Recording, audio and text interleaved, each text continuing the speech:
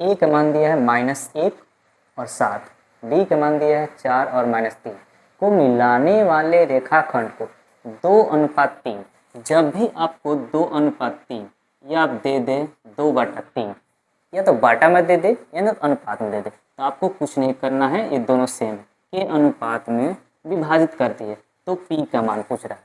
देखिए ए है ये बी है, बीच में पी का मान आपसे पूछ रहा है। अनुपात का मतलब ये इसका मान हो जाएगा 2 और इसका मान हो जाएगा 3, ठीक है ना। इस तरह से अनुपात का मतलब होता है बाटा। अब देखिए इसमें हमको क्या कहता है, सूत्र होता है, फॉर्मूला होता है इसका m1x2 प्लस m2x1 और बटा में m1 प्लस m2, दोनों को जोड़ देंगे फिर y का निकालें m1 y2 plus m2 y1 बटा में m1 प्लस m2। सबसे पहले हम चुन लेते हैं। देखिए तो x1 के मान, ये देखिए x1 होगा y1 हो जाएगा, x2 हो जाएगा y2 हो जाएगा। अनुपात जो होता है वो m1 होता है, ये m2 होता है।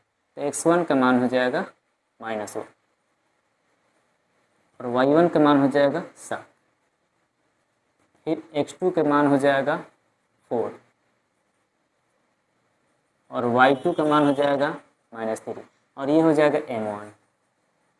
m1 के मान 2 और m2 के मान कितना हो जाएगा 3। अब क्या कीजिए, बैठा दीजिए, ठीक है।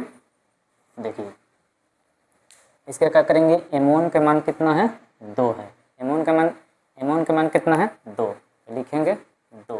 x2 के मान कितना है आपका 4, फिर प्लस है m2 के मान कितना है 3, x1 के मान कितना है -1। इस दोनों को जोड़ दीजिए, 2 + 3 हो जाएगा।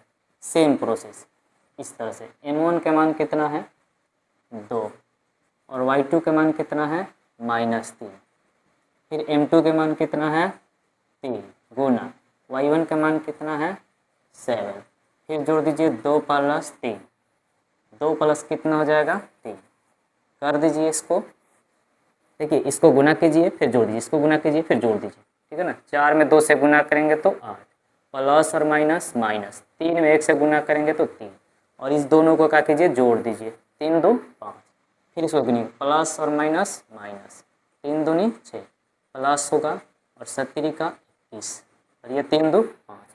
अब क्या कीजिए घटा दीजिए, ये कितना हो जाएगा आपका 5 और ये 5, ये घटा दीजिए तो कितना हो जाएगा 11 में 6 घटेगा 5, ये 15 हो जाएगा। और क्या कीजिए कटा दीजिए, ये कटेगा 1 और ये कटेगा 3, तो आपका क्या हो जाएगा 1 और 3 आ जाएगा, 1 और 3।